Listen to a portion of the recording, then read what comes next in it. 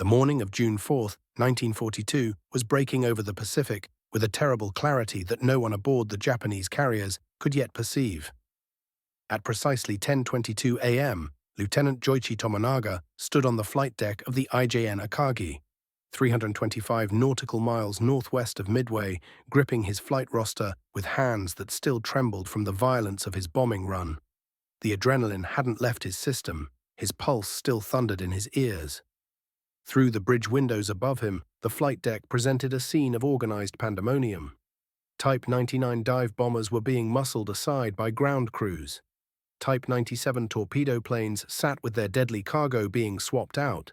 Sleek torpedoes replaced by bulky 800-kilogram bombs.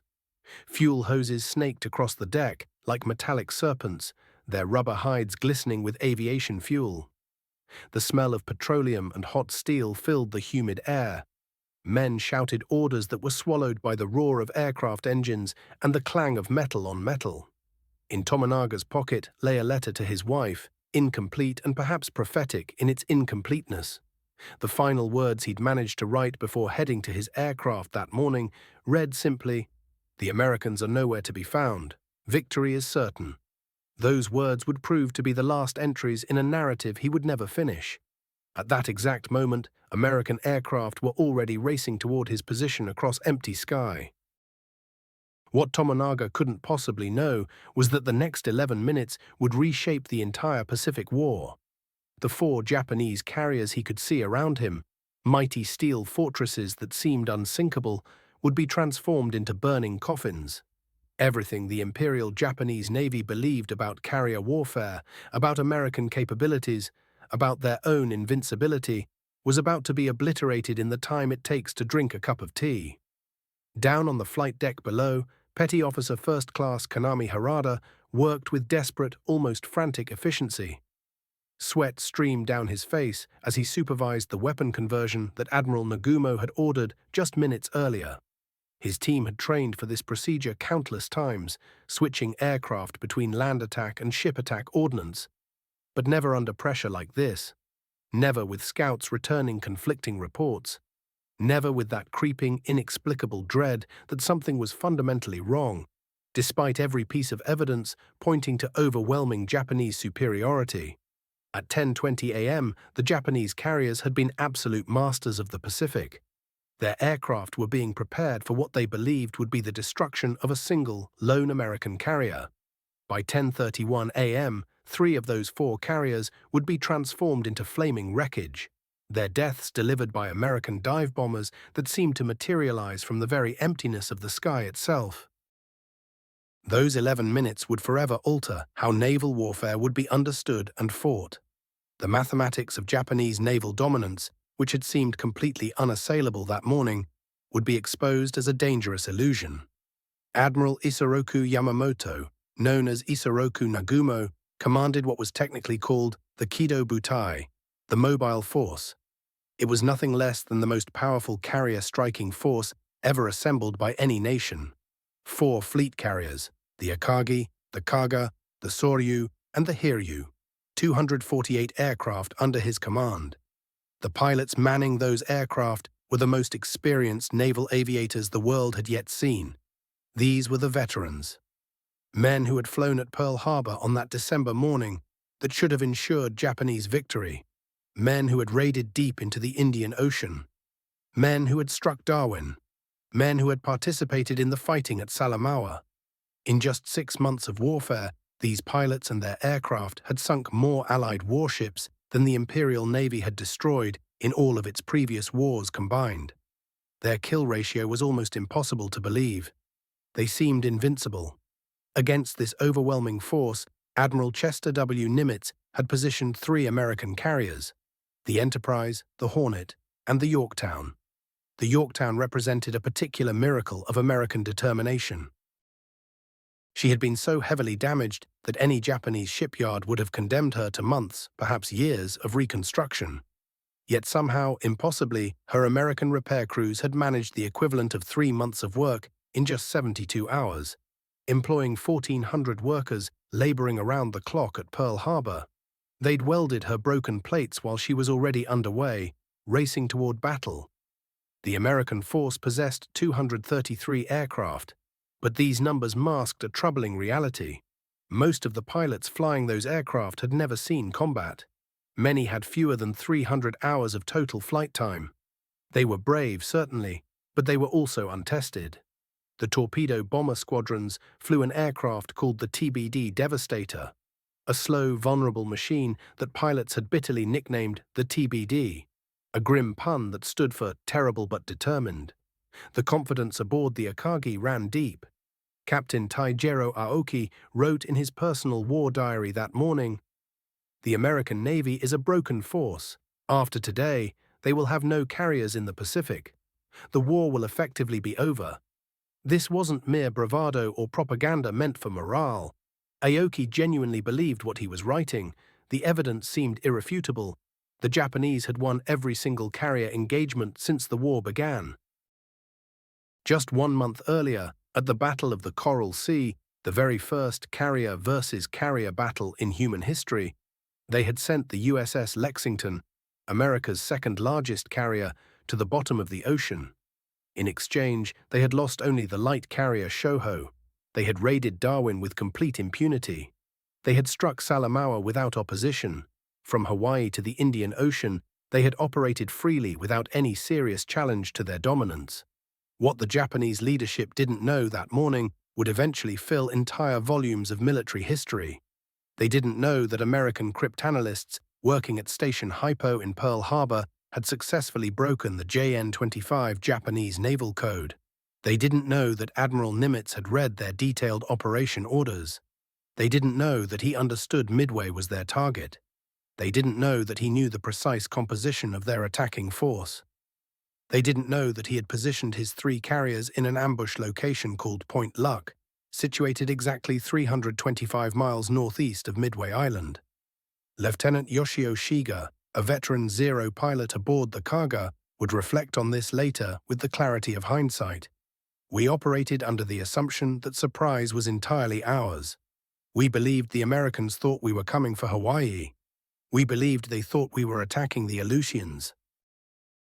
We believed they had at most 1 operational carrier in the entire Pacific. Every single one of our assumptions was wrong. But we didn't know we were wrong until the bombs were actually falling." Commander Minoru Genda, the brilliant tactical genius who had personally planned the attack on Pearl Harbor, lay confined to his cabin aboard the Akagi that morning. Pneumonia had gripped him, leaving him too weak to stand on the bridge where his exceptional mind was desperately needed. His absence would prove to be one of the war's crucial turning points. He alone among the Japanese commanders had consistently advocated for maintaining a permanent reserve of aircraft that would remain armed for anti-ship operations. His replacement on the bridge, Commander Tamotsu Oishi, possessed neither Genda's penetrating intuition nor his almost paranoid vigilance about the possibility of hidden American carriers. There was another piece of critical misinformation working against the Japanese. Regarding the Yorktown specifically, their naval intelligence had confirmed she had sustained heavy damage during the Coral Sea engagement, which was absolutely true. They had estimated that proper repairs would require at least 3 months minimum, an assessment that would have been entirely accurate if the ship were being repaired in any Japanese shipyard. What they couldn't imagine, couldn't conceive of, was the reality of American industrial capability and worker determination. American workers at Pearl Harbor had compressed 3 months of repairs into just 3 days. Welders had worked continuously while the ship moved through the water. Elevators had been repaired while she sailed toward Midway at full speed. At 4:30 a.m. on June 4th, Admiral Nagumo had launched 7 scout planes to search for any American ships that might be lurking in the area. Even this represented a compromise solution. Genda's plan had called for dozens of scout planes, a thorough search that would leave no stone unturned and no area of ocean unsearched. But Nagumo wanted to preserve his aircraft for the planned strike on Midway itself.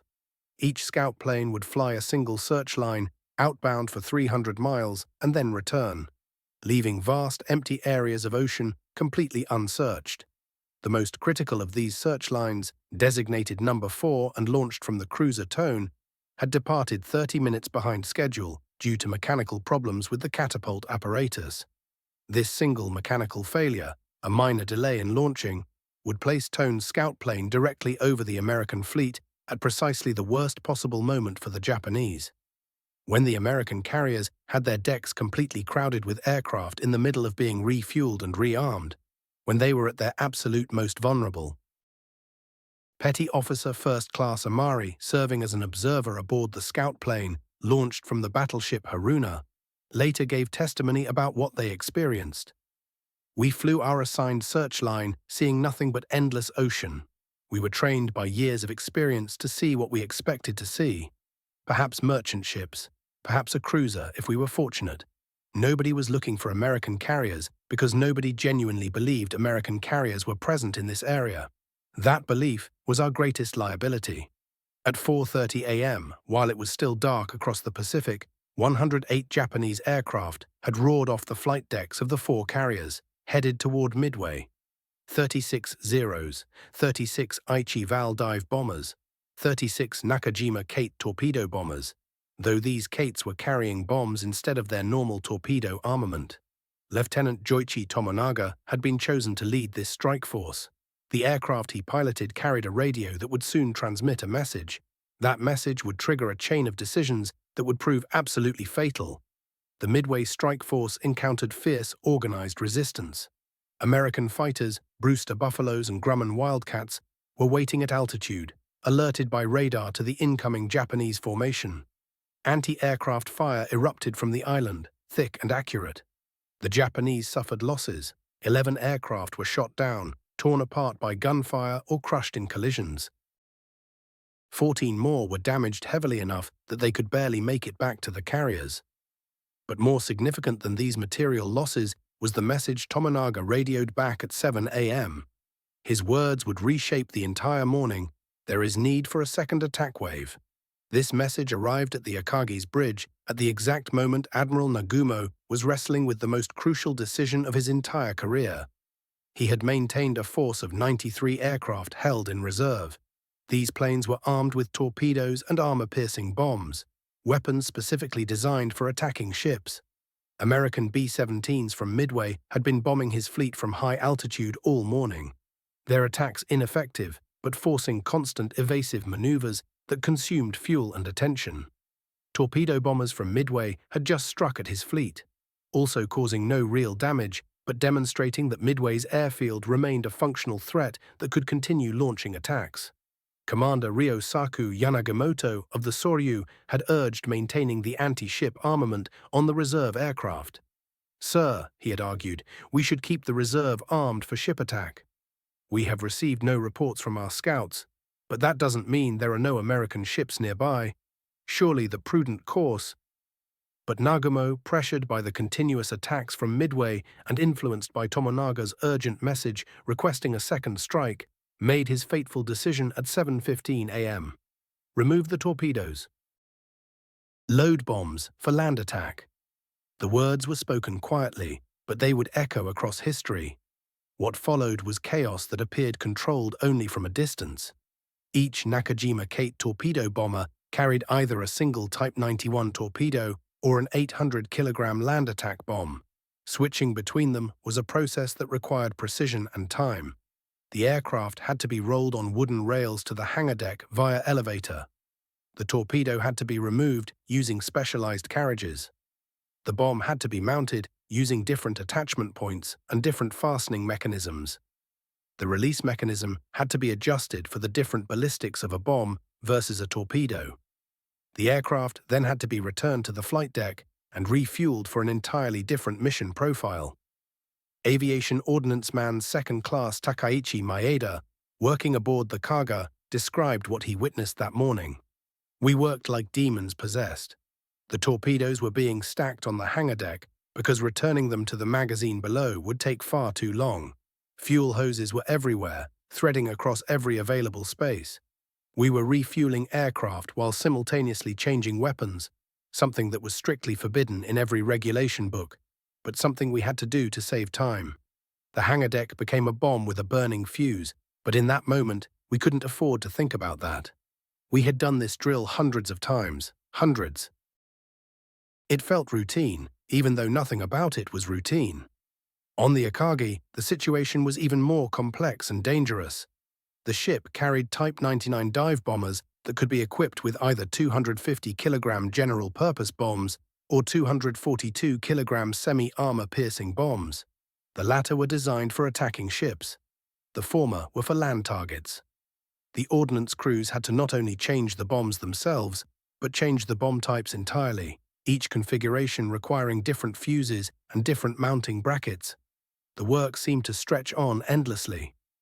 At 7:28 a.m., as this frenetic rearming continued across the four carriers, Tone's delayed scout plane finally reached its designated turning point. Pilot Petty Officer First Class Hiroshi Amari was preparing to begin his return journey when something caught his eye. White wakes on the horizon. Ships, American ships. His radioed report, transmitted back to the Japanese fleet, was frustratingly vague and imprecise. Cited what appears to be 10 enemy surface ships. Bearing 010 degrees, distance 240 miles from Midway, course 150 degrees, speed over 20 knots. Admiral Nagumo received this message at 7:40 a.m. 10 ships could mean almost anything in naval warfare. Destroyers, perhaps, transport vessels, cruisers, nothing that would require the urgent attention of his entire carrier force. He chose to continue the rearming for land attack while simultaneously ordering the scout plane to determine exactly what types of ships were being observed and to maintain continuous contact. At 7:55 a.m., another message arrived. Relief washed across the bridge of the Akagi. Enemy ships are 5 cruisers and 5 destroyers, came the update. Cruisers and destroyers, no carriers. The rearming could continue without interruption. Some officers on the bridge actually began to celebrate quietly. Catching an American surface force without any air cover would be excellent hunting. A massacre even. But at 8:09 a.m. another message arrived from the scout plane. This one corrected the previous assessment. The corrections in this message would prove catastrophic. Enemy force accompanied by what appears to be one carrier bringing up the rear. The bridge of the Akagi erupted. The controlled, professional atmosphere transformed instantly into controlled panic. A carrier, even one single carrier, changed absolutely everything. Every calculation, every assumption, every plan had to be reconsidered. Within seconds, Nagumo issued new orders to the entire fleet. Suspend rearming operations. Leave torpedoes on aircraft that still have them mounted. Prepare to launch ship attack immediately. The orders crackled across the radio to all 4 carriers, but the crisis was already beyond anyone's ability to control it. The situation below decks had passed the point of no return. Half the aircraft now had bombs attached, but not yet properly fused. Others had torpedoes only partially mounted, caught in the middle of the transition. Some aircraft sat on the flight deck with bombs loaded. Others remained in the hangars still carrying torpedoes. To mount any coordinated strike against the American carriers, all the aircraft needed to be armed identically.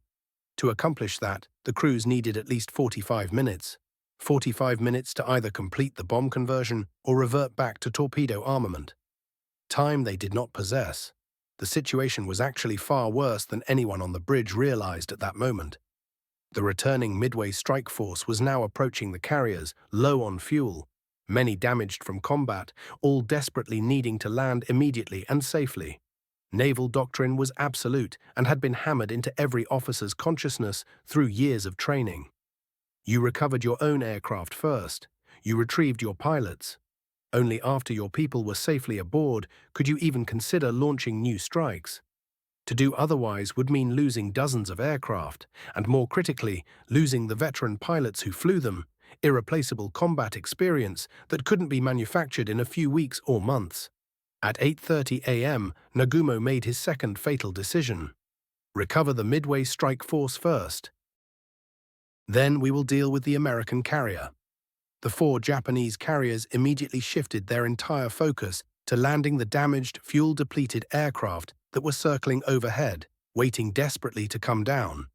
From 8:37 a.m. until 9:17 a.m., all 4 carriers concentrated exclusively on recovering the Midway strike force. This operation, even under ideal circumstances, was extraordinarily complex and required split-second timing. Clear the flight deck completely. turn the entire ship into the wind, recover aircraft in careful sequence, damaged aircraft first, then fighters, then bombers based on fuel status, lowest fuel first. Strike aircraft would descend below immediately upon landing to clear deck space. Then those recovered aircraft had to be refueled and rearmed and spotted on the flight deck for the next launch. Each step had to flow into the next without hesitation. What the Japanese commanders didn't know, couldn't have known at that moment, was that time had already expired. The decision had already been made on the other side of the Pacific, and American aircraft were already en route. At 7:02 a.m., Admiral Raymond Spruance aboard the Enterprise had made the most important decision of his entire military career. "Launch everything immediately," he had ordered. "Maximum range. Don't wait for proper coordination." His air operations officer, Lieutenant Commander Wade McCluskey, had protested formally. "Admiral, we'll be launching at extreme range. Many aircraft won't make it back to the ship. Many pilots will be lost." Spruance's response was prophetic, almost eerily so. "We may lose planes, but if we catch them recovering their midway strike, if we catch them with their decks full of aircraft being refueled and rearmed, we'll catch them at their most vulnerable." The American carrier launches, occurring between 7:02 a.m. and 8:06 a.m., were barely controlled chaos that would have appalled Japanese naval aviation instructors had they witnessed such disorder. Instead of a carefully coordinated strike package with fighters, dive bombers, and torpedo bombers arriving in unison at the target, each squadron launched as soon as it was ready and proceeded independently to find the enemy. Coordination fell apart immediately. From the Enterprise, 33 SBD Dauntless dive bombers in 2 separate squadrons, 14 TBD Devastator torpedo bombers, 10 F-4F Wildcat fighters. From the Hornet, 35 SBD Dauntless dive bombers, 15 TBD Devastator torpedo bombers, 10 F-4F Wildcat fighters. From the Yorktown, launching 2 hours later due to her late arrival, 17 SBD Dauntless dive bombers, 12 TBD Devastator torpedo bombers, 6 F-4F Wildcat fighters. The launch was a disaster by any reasonable Japanese naval aviation standard. Squadrons became separated from each other. Fighters flew at different altitudes from the bombers, making mutual support impossible. Radio discipline collapsed completely. Navigation errors sent entire squadrons in completely wrong directions. The Hornet's fighters and dive bombers never located the Japanese fleet at all. They flew for hours, burned fuel they desperately needed, and eventually ditched in the ocean or limped back to base with empty tanks. Ensign George Gay, a torpedo bomber pilot from Hornet's VT-8 squadron, would later describe what he experienced. "We launched knowing with absolute certainty that we probably wouldn't make it back. Our squadron commander, Lieutenant Commander John Waldron, told us straight up. He didn't sugarcoat anything. 'We're going alone,' he said. 'We'll probably all be killed. But we're going to hit those carriers.' We flew off separately from our fighters and dive bombers. We had no fighter escort. We were alone. The decision had been made, and there was no turning back from it. What was about to happen defied every instinct of survival, yet it was the duty that lay before them." At 9:18 in the morning, just as the final waves of Japanese aircraft from their strike on Midway were touching down on the carrier decks, the radar operators aboard the American ships picked up something alarming on their screens. Low on the horizon, moving fast across the water, came wave after wave of incoming contacts. They were American aircraft, but not the kind that inspired confidence. Lieutenant Commander John Waldron commanded 15 obsolete torpedo bombers, all of them slow, all of them vulnerable, none of them escorted by fighters. Yet through navigation that bordered on the miraculous and a determination that would never waver, his VT-8 squadron had managed to locate the Japanese fleet.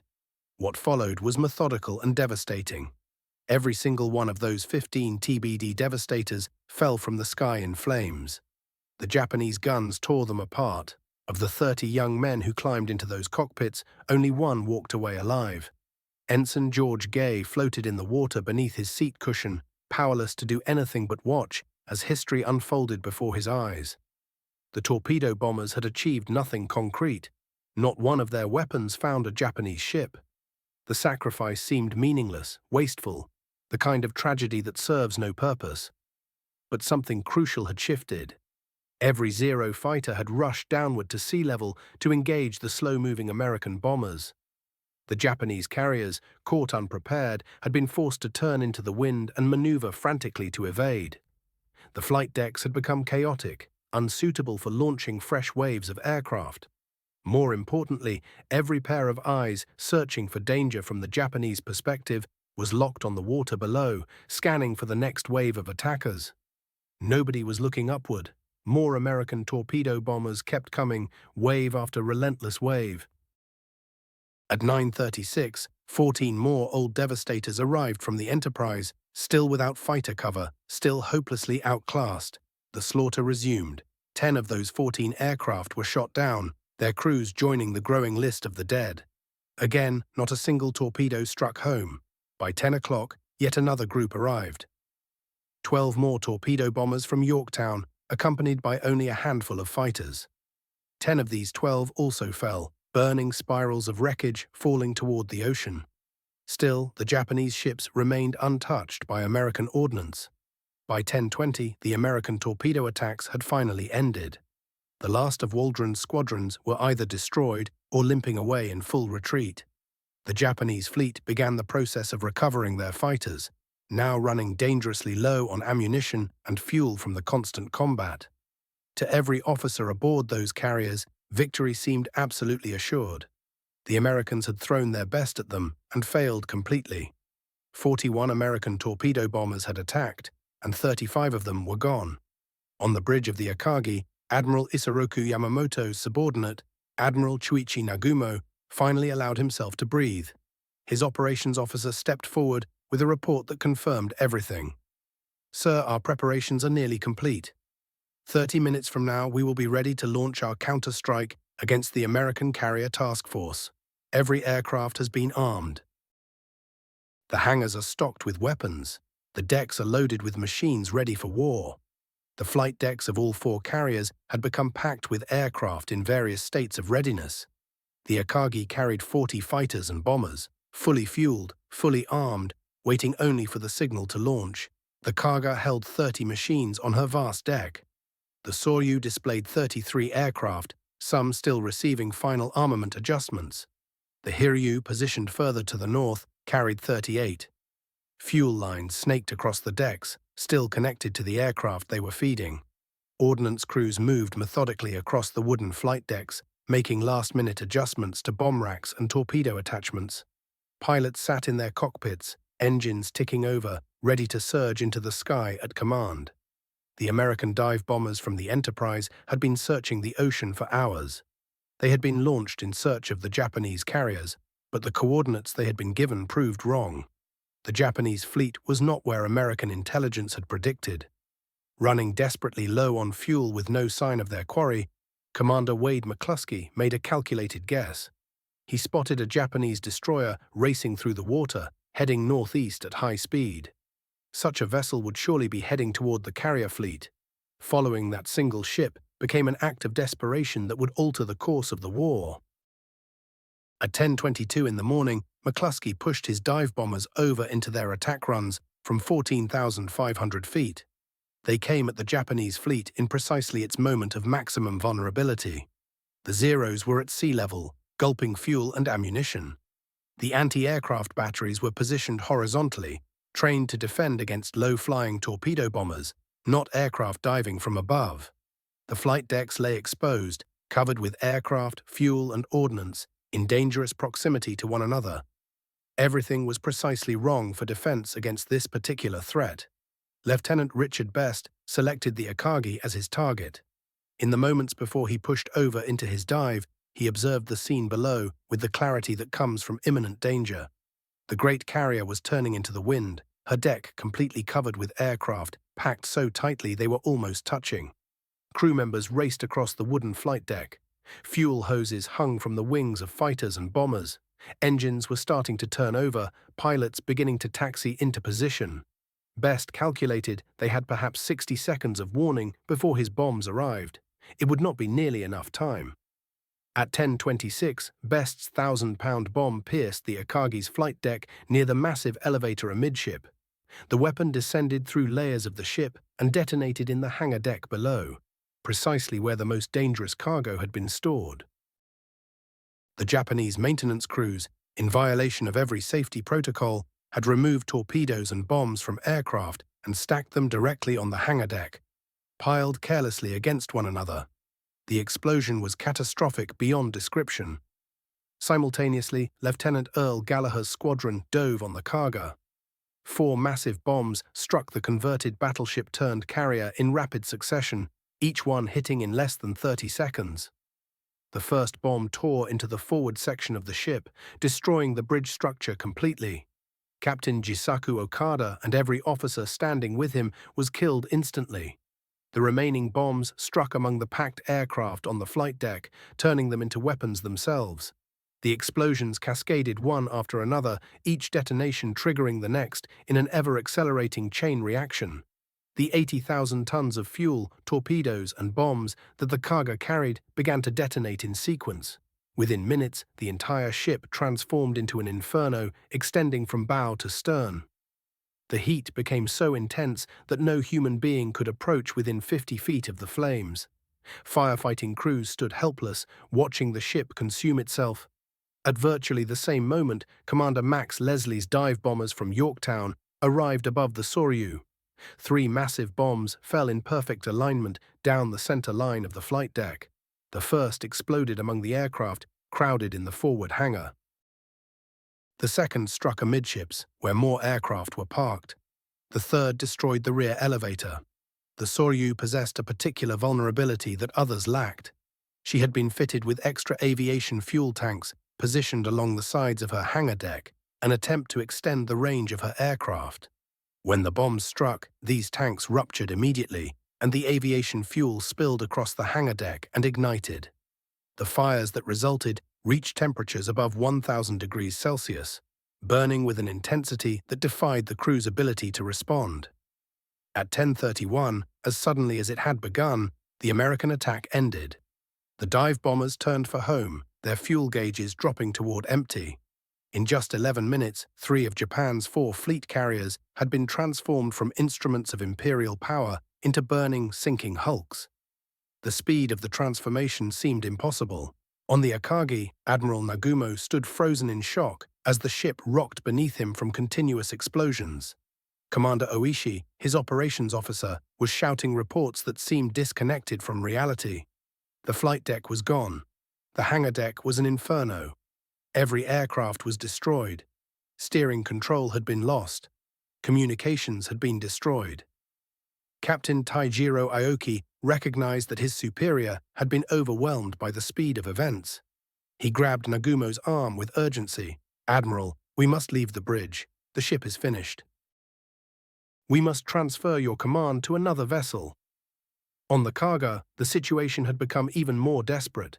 The captain and every senior officer had been killed in the first bomb strike. Command fell to officers far below decks, men who had no view of the catastrophe unfolding above them and no ability to respond to it. They were trapped by fire and smoke, cut off from escape, unable to help their crew. The Soryu was dying faster than the others.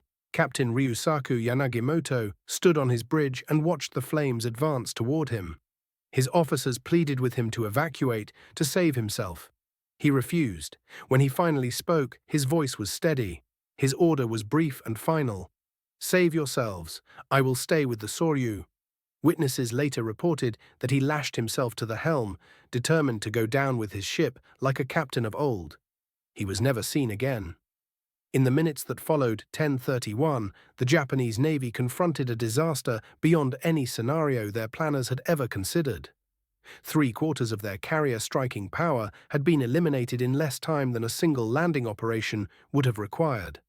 The surviving carrier, the Hiryu, steamed northward while her sister ships burned. Admiral Taman Yamaguchi stood on her bridge and watched smoke columns rise from 3 different points on the horizon. The mathematics of their situation were appalling and undeniable.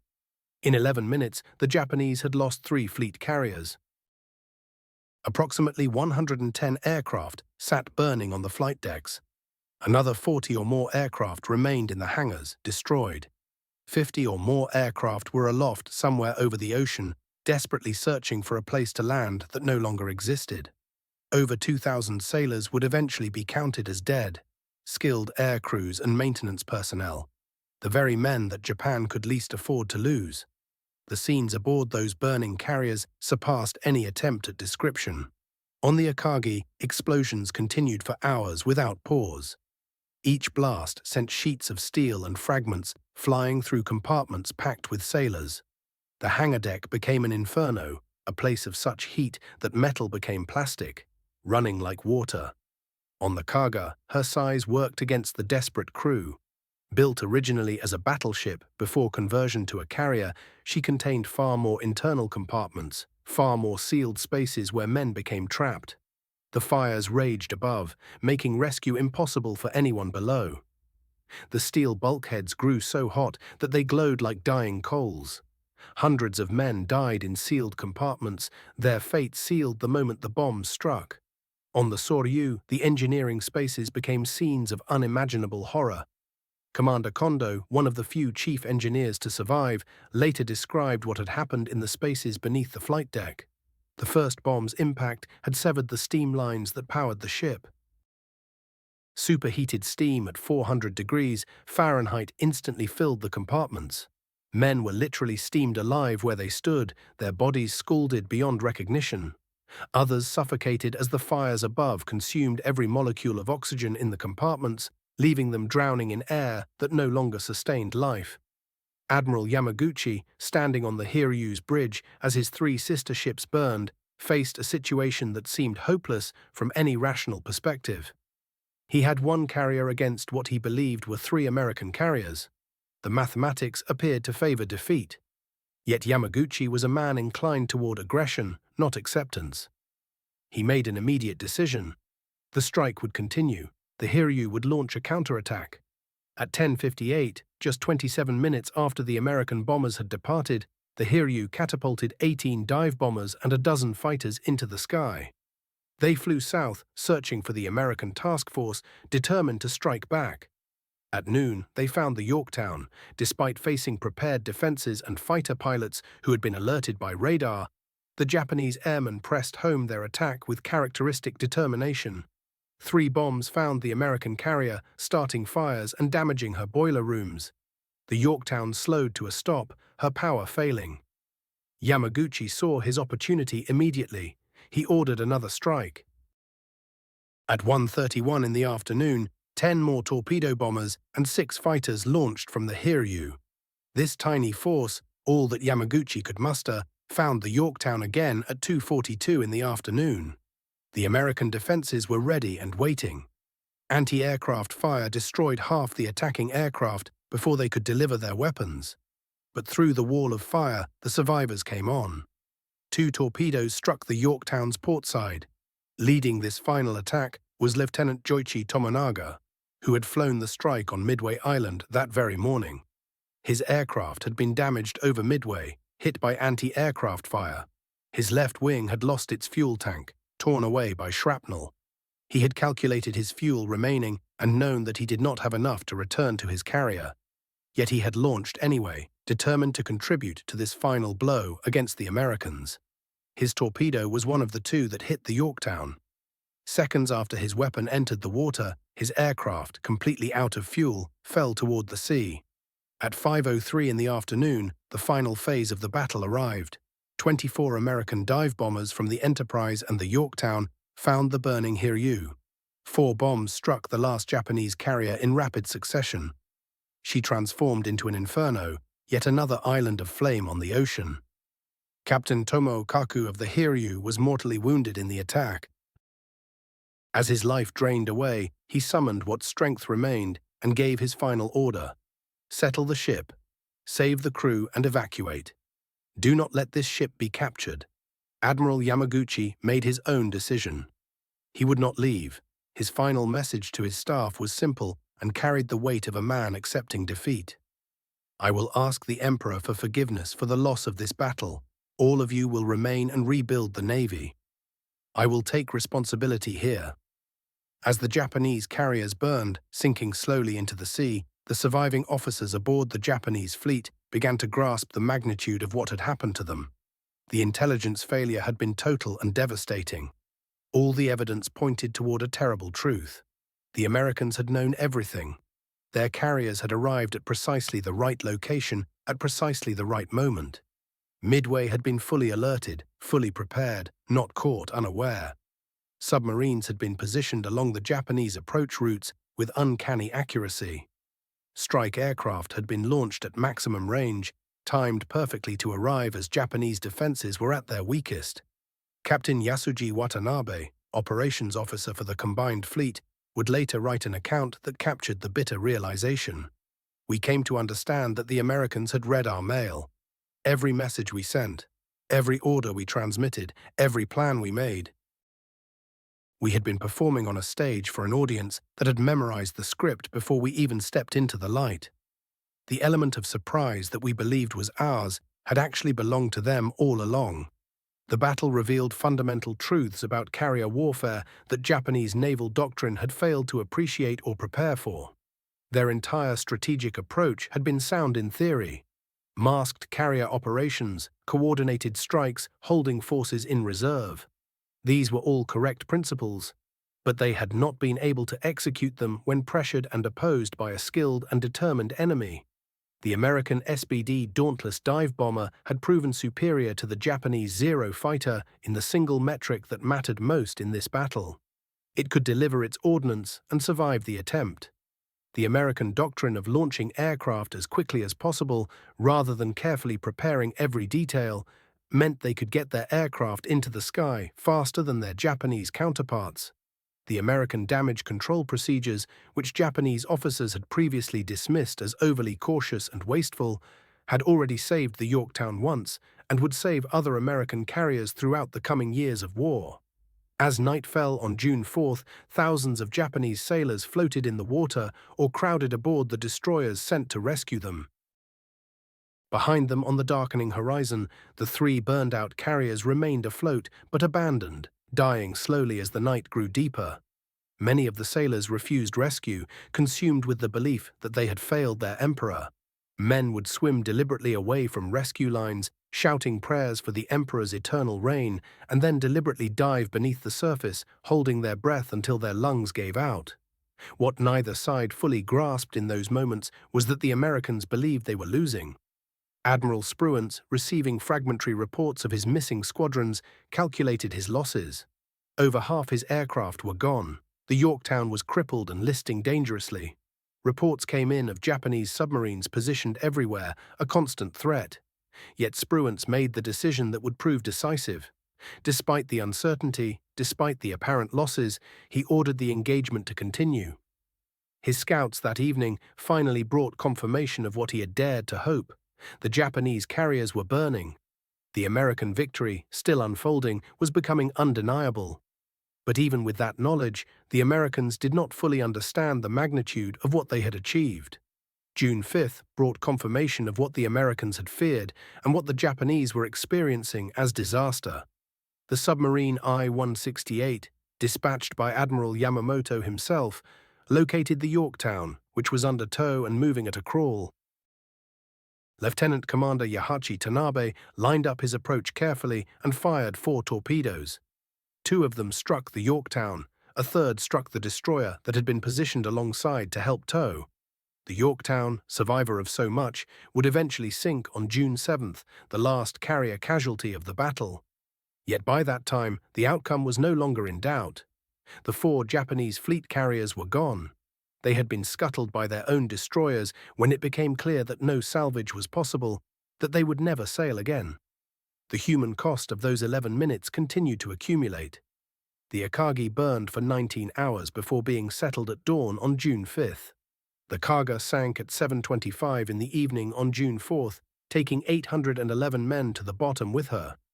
The Soryu went down at 7:13 in the evening on June 4th, carrying 711 souls into the deep. The heat persisted until 9 o'clock that morning on June 5th, as the carrier continued its final moments before slipping beneath the surface, carrying 392 men down into darkness. When all 4 Japanese carriers were tallied, The death toll reached 2,181. But these figures represented far more than statistics on a casualty list. They were the seasoned engine technicians whose expertise kept the most advanced aircraft running. They were the ordnance specialists capable of fitting torpedo systems in mere minutes. They were the skilled personnel who managed fuel transfers while ships remained underway. They were the combat-hardened aviators who had dominated half the Pacific Ocean. 300 miles behind the main carrier force, aboard the battleship Yamato, Admiral Yamamoto waited for the reports to arrive. He absorbed each one in complete silence. His staff officer, Commander Yasuji Watanabe, would later describe what transpired in that moment. The admiral remained motionless for nearly an hour after word came of the fourth carrier's destruction. When he finally spoke, his voice was barely above a whisper. "The war is over," he said quietly. "We will continue to fight, but the war is already lost." Yamamoto grasped what most around him could not yet comprehend. Japan had entered this conflict with 10 fleet carriers and light carriers combined. Within 6 months, they had already lost 5 of them. The nation could manufacture replacement vessels, and they would attempt to do so, but replacing the human expertise proved impossible. A carrier pilot needed 2 years of rigorous preparation. Aircraft mechanics required 18 months of specialized training. Flight deck crews demanded 6 months of intensive work just to function properly. The numbers told an unmistakable story.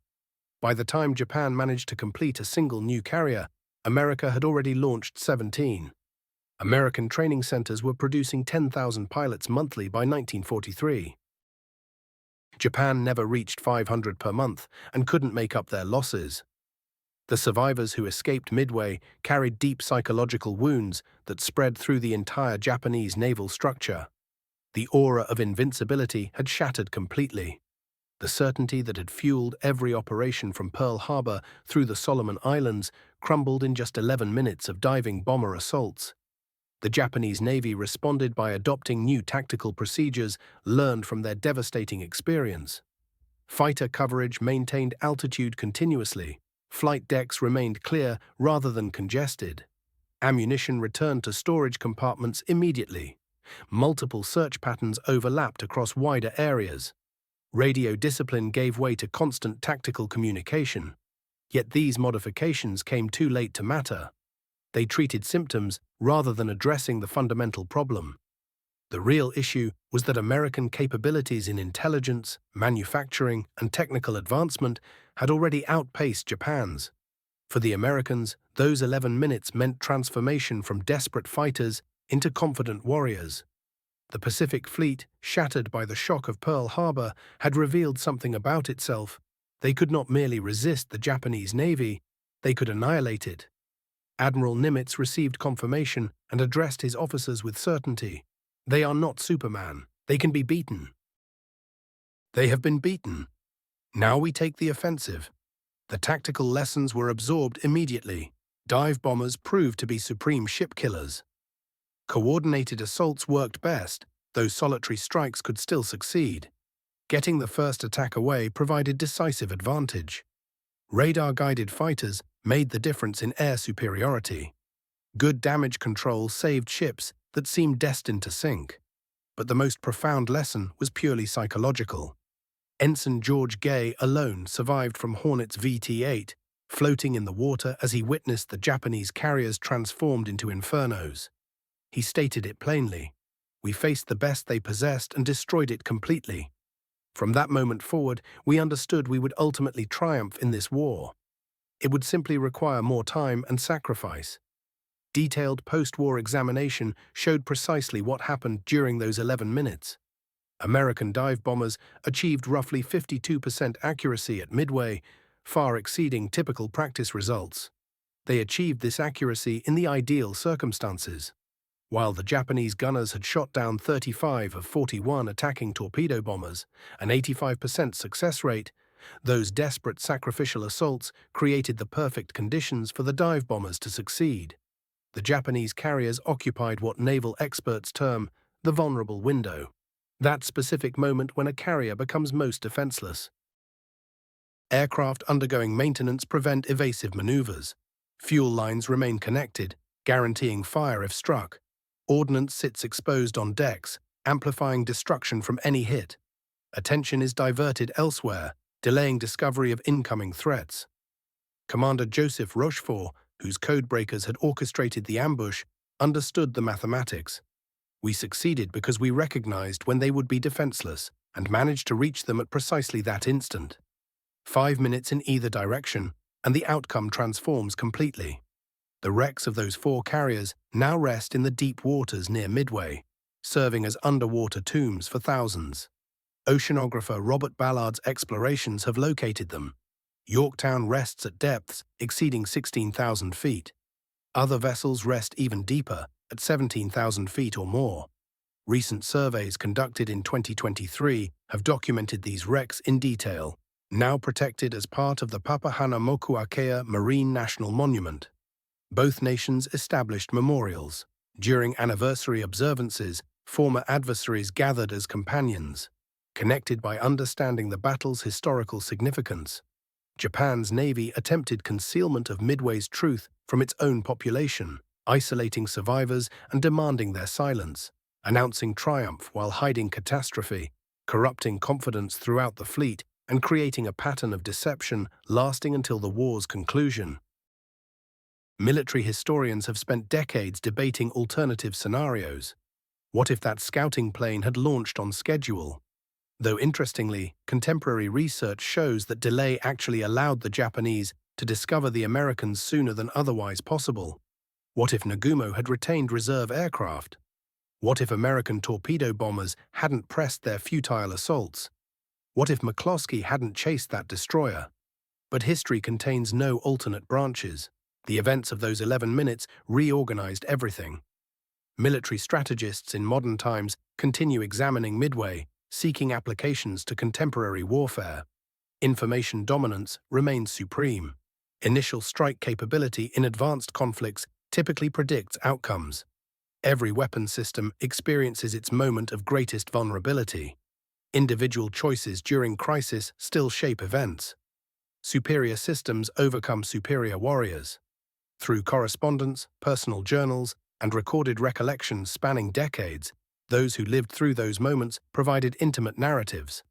American and Japanese accounts consistently describe the confusion, the courage, the dread, and the fundamental shift that occurred. The United States Naval War College concluded that Midway's 11 minutes established the benchmark for truly decisive military action. No period before or since has seen such a compressed span of time so thoroughly reverse the strategic situation. Economic historians calculate those 11 minutes cost Japan approximately 2 billion yen in 1942 currency, representing roughly 15% of Japan's yearly military expenditure. The indirect expenses proved substantially higher. Pilot development accelerated, compromising training quality. Resources shifted from other initiatives to construct replacement carriers. Manufacturing stretched to breaking points. Technical advancement became rushed, introducing design problems. America's war economy, conversely, vindicated itself completely. The carriers destroyed at Midway received replacements within months. The industrial apparatus that had seemed impossible to Japanese observers had barely begun operating at full capacity. In Japanese thinking, Midway transformed into metaphor, the instant when overconfidence encounters truth. Midway syndrome entered Japanese corporate language, describing excessive confidence preceding total collapse.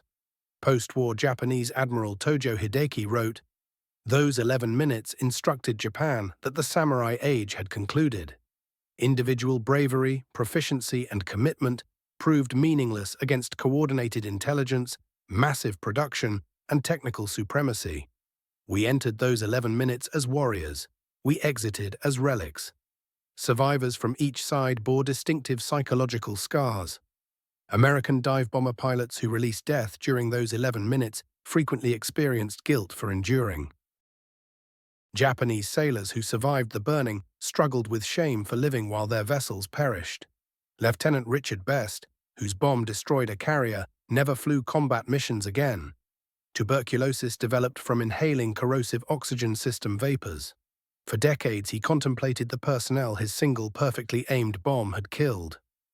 I fulfilled my responsibility, he reflected in 1995. Yet fulfilling duty doesn't diminish awareness that my achievement meant destruction for hundreds executing their own duties. Advanced computer recreations have reconstructed those 11 minutes with exacting accuracy, demonstrating how slim the margin truly was. 5 minutes later, arrival and Japanese fighter protection would have been refueled and ready. 10 minutes earlier, flight decks would have lacked the concentration of aircraft. Had clouds hung 500 feet lower, dive bombers couldn't have conducted their attack. Different wind patterns would have prevented launching and recovery operations. Simulation analysis determined those 11 minutes comprised the only interval during a 2-hour span when the Japanese carriers faced absolute defenselessness. The Americans achieved perfect timing. Military thinking experienced complete revision.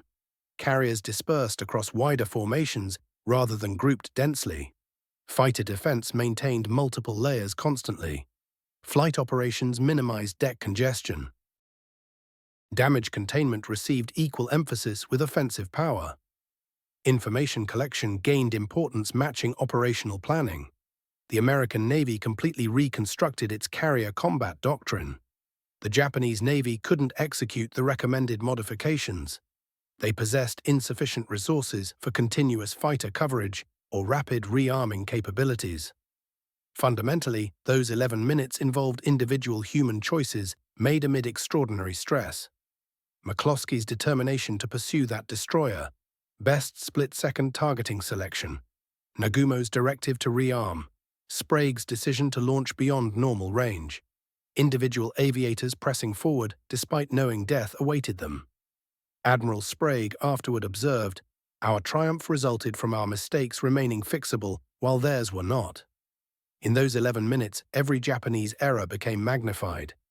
Every American gamble succeeded. It wasn't destiny or justice. It was probability converging with accumulated risk. During the 75th commemoration in 2017, the final living witnesses offered reflections. Their testimony captured the significance of those 11 minutes that had shaped the remainder of the 20th century.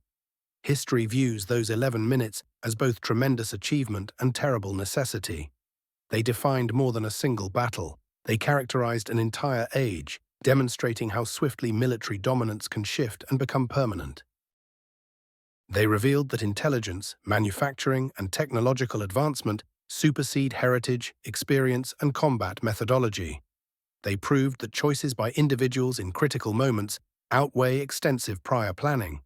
Between 10:20 and 10:31 in the morning on June 4, 1942, human history altered course.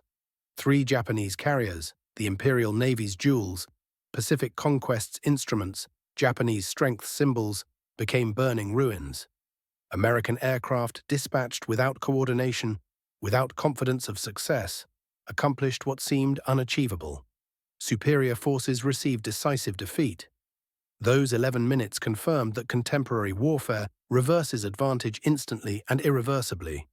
They showed intelligence, technology, and production surpass custom, preparation, and battlefield excellence. They demonstrated individual choices during critical junctures override years of readiness. The Japanese pilots dominating Pacific skies for half a year discovered in 11 minutes their supremacy was temporary illusion.